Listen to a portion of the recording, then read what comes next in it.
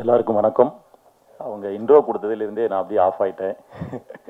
ஏன்னா மனசுக்குள்ளே இருந்த நிறைய விஷயங்களை அவங்க சொல்லிட்டு போயிட்டாங்க. ஆக்சுவலாக அந்த படம் கமிட் ஆகுறது என்னென்னா, நான் ஒரு ஷோ பண்ணியிருந்தேன், ஒரு அட்வென்ச்சர் ஷோ. அந்த ஷோ முடிஞ்சதுக்கப்புறம் தான் சாம் அண்ணன் என்னை கூப்பிட்டு தம்பி இந்த மாதிரி ஒரு படம் பண்ணுறோம், இது ஒரு பேன் இண்டியா மூவிமாக பண்ண போகிறேன். ஆக்சுவலாக இது வந்து கொஞ்சம் நிறையா ஷார்ட்ஸ்லாம் ரிஸ்க்கான ஷார்ட்ஸ் இருக்கும். அதனால் நான் ஒரு ஹிந்தி ஹீரோ அதெல்லாம் பார்த்துட்ருக்கேன். எனக்கு நீ பண்ணால் கரெக்டாக இருக்கும்னு நினைக்கிறேன், இது பண்ண முடியுமா, நிறைய ரிஸ்க் இருக்கும், லைவாக இருக்கணும் அப்படின்னு சொன்னாங்க. கண்டிப்பாக நான் பண்ணுறேன்னு உண்மையிலே அவங்கள நம்பி போனேன். ரொம்ப நல்லா வந்திருக்கு. அண்ணன் வந்து சாம் அண்ணன் வந்து அதிகமாக பேசலை, ஆனால் படத்தில் நிறைய விஷயங்களை பேசிட்டார், ரொம்ப குவாலிட்டியாக பண்ணிட்டார். அவர் எப்போ பேசும்போதும் சினிமா எனக்கு வந்து ஒரு ஹாலிவுட் படமாக பண்ணணும்னு சொல்லிட்டே இருப்பார். இந்த படத்தில் மிகப்பெரிய அட்டம்ப்ட் கொடுத்துட்டாரு. அதுக்கு அவருக்கு நான் தேங்க்ஸ் சொல்கிறேன், அவருக்கு என்னோடய வாழ்த்துக்கள். அப்புறம் இந்த படத்தில் நடித்த வேதிகா அவங்கெல்லாம் எனக்கு நான் பார்த்ததில் அந்த படத்தில் அவங்க ரொம்ப க்யூட்டாக இருந்தாங்க. உண்மையாக வெரி க்யூட். இந்த படத்தில் நீங்கள் சாந்தினியை பற்றி சொல்லணும். ஆமாம், இல்லை, இந்த படத்தில் ரொம்ப க்யூட்டாக இருந்தாங்க சார். இப்போ சாந்தினியை பற்றி சொல்லணும். அந்த ரோல் சாந்தினியை தவிர யாருமே இமேஜின் பண்ணி பார்க்க முடியாது. நான் படம் பார்த்துட்டு அதனால சொல்கிறேன். அந்தளவு அந்த ரோலை ரொம்ப டெடிக்கேட்டாக அவ்வளோ அழகாக பண்ணியிருந்தாங்க. நிறைய ரிஸ்கி ஷாட்லாம் அப்படி பண்ணியிருந்தாங்க. ஸோ அவங்களுக்கு என்னுடைய வாழ்த்துக்கள்.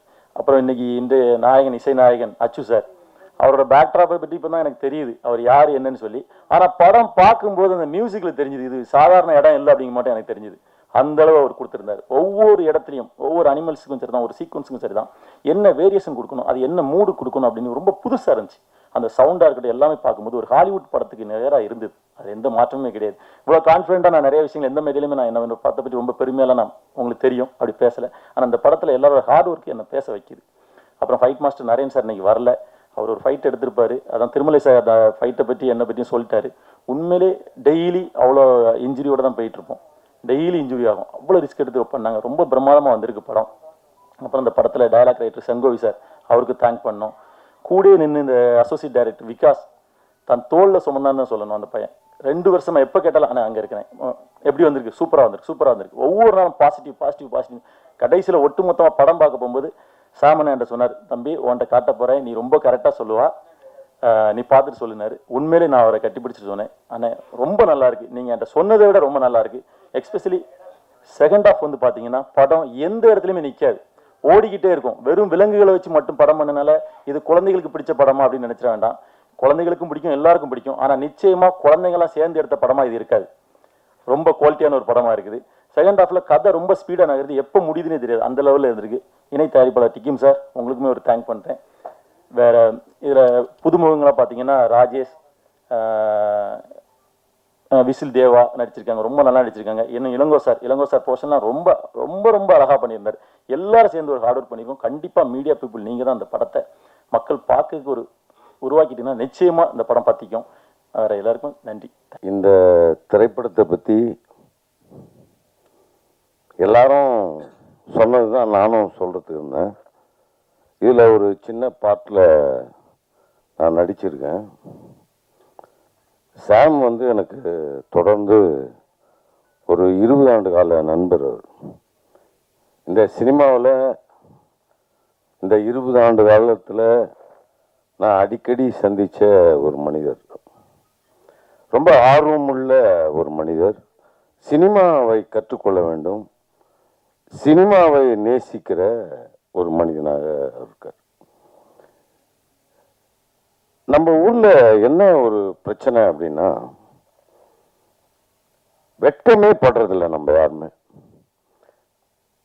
ஏன் இதை சொல்றேன்னா, திரைப்படத்தை பொறுத்த வரைக்கும் உலக திரைப்படங்கள் உடைய வளர்ச்சி, உலக திரைப்படங்கள் செய்கிற புரட்சி, அதாவது நாம இப்ப ஒரு 100 வருடங்களுக்குள்ள சினிமா கையாலேயே சுத்திக்கிட்டு மௌனமா பேசி மௌனமா வாய்ஸே இல்லாம, அப்புறம் அதுக்கு வந்து சவுண்டை சேர்த்து அப்புறம் அதை கலராக்கி எவ்வளவோ இந்த 100 ஆண்டுகள்ல ஒரு மகத்தான வளர்ச்சி உலகம் தந்திருக்குது.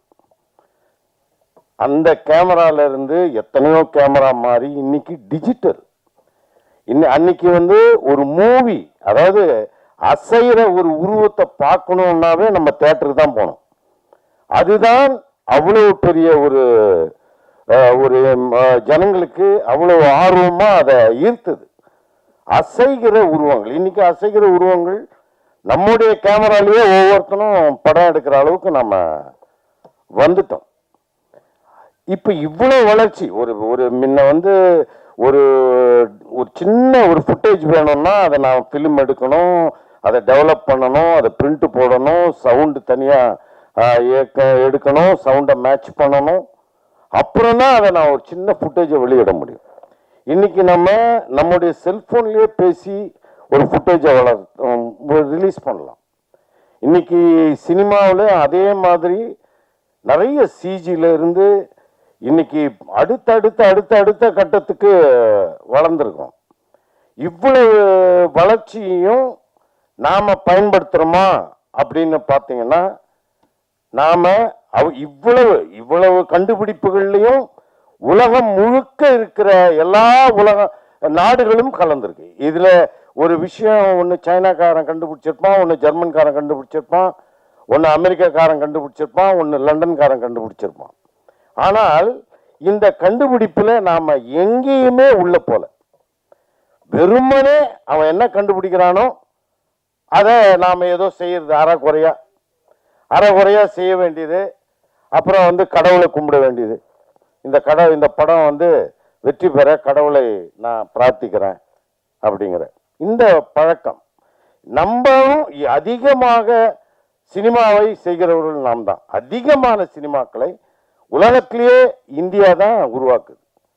ஆனால் அந்த திரைப்படங்கள் எப்படி இருக்கு அப்படின்னு பார்த்தீங்கன்னா, எம்ஜிஆர் காலத்தில் இருந்த அளவுக்கு கூட ஒரு திறமையான ஒரு சரியான திரைப்படங்களை நம்முடைய இது தமிழில் நீங்கள் சொல்கிறார், மலையாளத்தில் நல்லா இருக்கு, தெலுங்குல நல்லா இருக்கு, கன்னடத்தில் நல்லா இருக்கு. ஆனால் இவ்வளவு டெக்னீஷியன்களை வைத்து கொண்டிருக்கிற நாம் ஏன் வந்து அடுத்த கட்டத்துக்கு நம்ம போகாமல் இருக்கிறோம்? சினிமாவே இங்கே ரெண்டு விதமாக பிரிஞ்சிச்சு. ஒன்று பெரிய கார்ப்பரேட்கள், அவர்கள் வந்து இப்படிப்பட்ட சினிமாக்காரர்களே அவன் வந்து வேற மாதிரி, அவன் 200, 500, 1000 கோடி. அடுத்தது நாம் இப்படி ஒரு சிறிய முதலீடுன்னா ஒரு 10 கோடி 20 கோடி கூட அவர்களை பொறுத்த வரைக்கும் சிறிய முதலீடு தான். அப்படிப்பட்ட முதலீடை வைத்து தயாரிக்கிற நாம் இப்ப நம்முடைய கட்டமைப்புகளை நாம் வந்து ரொம்ப பலமா உருவாக்க வேண்டியது இருக்கு. நம்முடைய அதாவது தயாரிப்பாளர் சங்கம் இருக்குது, திருமலை இருக்கிறார் முக்கியமான ஆளு. அப்ப இந்த அடுத்தது இயக்குனர் சங்கம் இருக்கிறது. இப்படி ஒவ்வொரு சங்கமும் சும்மா ஏதோ பஞ்சாயத்து செய்கிற ஒரு இடமா தான் இருக்குது. அந்த இடத்துக்கே ஒரே வேலை பஞ்சாயத்து செய்யறது தவிர அந்த டெக்னீஷியன் அடுத்த கட்டத்துக்கு போயிருக்கானா, இந்த இயக்குனர்களால் இந்த தயாரிப்பாளர்கள் எவ்வளவு நட்டம் அடைந்திருக்கிறார்கள், இந்த தயாரிப்பாளர்கள் ஏன் வந்து தொடர்ந்து நட்டத்தை பெற்றுக் கொண்டிருக்கிறார்கள், நம்ம லாபம் சம்பாதிக்கிறதுக்கு என்ன வழி, எங்க நாம விடுறோம், இந்த மாதிரியான கட்டமைப்புகளை விவாதிக்கிற மனிதர்கள் நம்ம ஊர்ல யாருமே இல்லை. கேரளால இருக்கு அப்படின்னா அவன் ரொம்ப நாளைக்கு முன்னாடியே 1960களில் இருந்தே அவர்கள் திரைக்கதாசிரியர்களை அவர்கள் நம்ப ஆரம்பித்தார்கள். திரைக்கதாசிரியர்கள் என்கிற ஒரு தனி பிரிவு அப்பவே தொடங்கிடுச்சு. எம்டி வாசுதேவன் மாதிரி மிகச்சிறந்த இந்தியாவின் திரைக்கதாசிரியர்கள்லாம் அங்க ஒரு வழிகாட்டிகளாக இருக்கிறார்கள். அடுத்தடுத்த கட்டத்துக்கு நம்ம ஒரு இடத்துக்கு மூவ் பண்ணாதான் அடுத்த கட்டத்துக்கு நம்ம பின்னாடி இருக்கிறவன் வருவான். அப்படிப்பட்ட சில அதாவது ஒரு தியாகங்களை நாம் செய்யணும். எப்பவுமே ஒரு யூனியனுங்கிறது கட்ட பஞ்சாயத்து பண்றதும், அங்க யார் தலைவனா வரணும் அப்படிங்கிறத போட்டியும், அவன் தலைவனா வந்துட்டான்னா அந்த தலைமை பதவியை அவன் பிடிச்சிக்கிறதும், இப்படிப்பட்ட ஒரு வேலை தான் இங்க இருக்கு. அடுத்தடுத்த டெக்னீஷியன்களை நம்ம ஊர்ல கேட்டீங்கன்னா நடிக்கவே தெரியாத நடிகனே, கதாநாயகர்களுக்கே 90% பேருக்கு நடிக்க தெரியாது. வர்ற ஏன் நம்ம ஊர் ப்ராடக்ட் அந்த மாதிரி ஒரு பெரிய படமா வரமாட்டேங்குது அப்படின்னா, நமக்கு சுத்தமா வந்து எந்த ஆக்டர்ஸே கிடையாது. ஹீரோங்க எப்படின்னா சைடு ஆக்டர் எப்படி நடிப்பான்னு நடிச்சு பாருங்க. கொஞ்சம் எம்ஜிஆர் காலத்துல சிவாஜி காலத்துல இருந்த அந்த கட்டமைப்பு, அதாவது ஒரு ஆக்டர்ஸ், அதை கூட நாம உருவாக்க ரொம்ப தவறிட்டோம். இந்த மேடையில ஏன் நான் இதை பேசுறேன்னா, எனக்கு இந்த மேடையில பேசுவதற்கு எனக்கு உரிமை இருக்குது, அதனால நான் பேசுறேன். அதனால இப்படிப்பட்ட சினிமாக்கள் வந்து நீங்க இப்ப நம்ம சாம பார்த்தீங்கன்னா அவர் வந்து நிறைய படம் எடுத்திருக்காரு. ஆர்வத்தில் ஏதோ ஒரு ஈழ போராட்டம்னா அதுக்கு ஒரு படம் எடுப்பார்.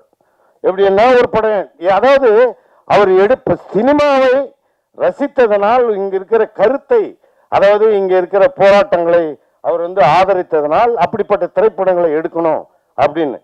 அப்ப கஜானா என்ற திரைப்படத்தில் அவர் இயக்குனர் ஆனதுக்கு என்ன காரணம்னா, அவர் சொல்வதை இயக்குனர்களால் எடுக்க முடியவில்லை, இல்லைன்னா அதை வந்து தவறாக எடுத்துடுறான். அப்படிப்பட்ட பல முயற்சிகளை அவர் செஞ்சிருக்காரு. அந்த முயற்சிகள்லாம் ஏதோ அந்த டைரக்டர் என்ன சொல்லனோ அதை பண்ணியிருக்காரு. அப்புறம் என்ன, இப்படி ஒரு வியாபாரத்தனமான மக்களை மகிழ்விக்கக்கூடிய ஒரு திரைப்படத்தை நான் எடுத்தே தீருவேன், இப்படி நானே இயக்க போறேன் அப்படின்னு சொல்லும்போது தான் இப்படிப்பட்ட ஒரு ஃபேண்டசி ஸ்டோரியை அவர் செலக்ட் பண்ணும்போது எனக்கு ரொம்ப ஆச்சரியமா இருந்தது. ஏன்னா எனக்கு ரொம்ப ஃபேண்டசியில் ரொம்ப இன்வால்மெண்ட். அப்படிப்பட்ட ஒரு ஃபேண்டசியை ரொம்ப அற்புதமாக, அதாவது நான் வந்து ஒரு 50% திரைப்படத்தை பார்த்துருக்கேன். இதுவரை நாம் பார்க்காத பல காட்சிகளை அவர் வந்து ஆடியன்ஸ்க்கு தரணும்னு ஃபீல் பண்ணுறாரு. இது வரைக்கும் வெறும் கற்பனையிலே இருந்த பல விஷயங்களை இந்த திரைப்படத்தில் அவர் வந்து நிஜத்துக்கு கொண்டு வரணும்னு முயற்சித்திருக்கார். அந்த முயற்சி பெருமளவில் வெற்றி பெற்றிருக்கிறது. இப்படிப்பட்ட திரைப்படங்களை நாம் வரவேற்று, இப்போ சாம் அவர்கள் அடுத்தடுத்த கட்டத்துக்கு உலகத்தரமான திரைப்படங்களை அவர் நிச்சயம் எடுப்பார். அப்படிப்பட்ட சாம் அவர்களுக்கு மிக துணையாக இருக்கிற நம்முடைய திருமலை அவர்களுக்கு என்னுடைய நன்றி. அனைவருக்கும் நன்றி, வணக்கம்.